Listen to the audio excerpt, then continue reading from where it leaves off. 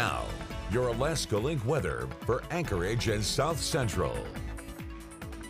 After a pleasant Tuesday, South Central wide, we were seeing into our Wednesday, returning back to at least some of that higher level cloud cover inland, and our coastal areas returning to some rain showers and even battling some of those stronger winds that were pushing their way and even creating some gale force winds between Kodiak Island and the Kenai Peninsula.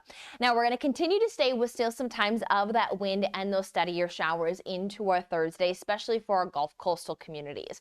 But we will see that we are going to turn showery with some hit or miss rain chance to even bring some showers inland, as we're going to be watching some weak waves slide through all the way through the weekend forecast. But with each of these embedded waves, we will be noting that there is some gradual warming. No big uptick in the temperatures, but there is some better temperature trend of getting us closer to those upper 50s where we should be at this time of the year, as we've been trending seasonably cool as we've noted this active weather pattern of intermittent areas of those rain showers. So as we take a look at the Dewey's Marine forecast, one thing to note again is our inland spots, including the Cook Inlet, not expected to be a washout, but rain chances remain, and still seeing some of those stronger winds up the inlet. And then noting that rain showers will continue to be more on the steady side for our Kenai Peninsula all the way through the Prince William Sound, where we still also note some of those stronger winds still pushing their way through, especially as we look more through our southern regions. But what will continue here for our Thursday is noting that we'll have more of that cloud cover passing through. Might see some of those spotty showers develop inland. If showers do develop, it is very rare shower chance developing and very light accumulation. We'll note that we also still will find some areas of those strong winds. It's not going to be a widespread gusty day, but especially inland, some of those gap winds can develop in the typical afternoon hours, and then some of those stronger winds in those open water regions, so marine goers staying vigilant.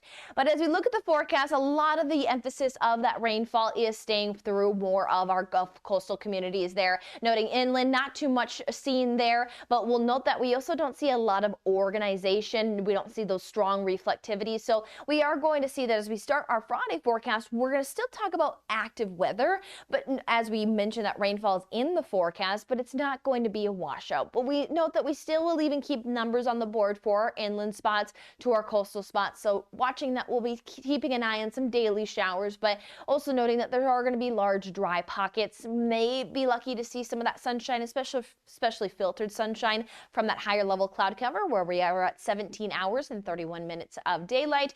Inland spots ranging anywhere from mid 50s to upper 50s for highs. Our coastal communities staying into those 40s.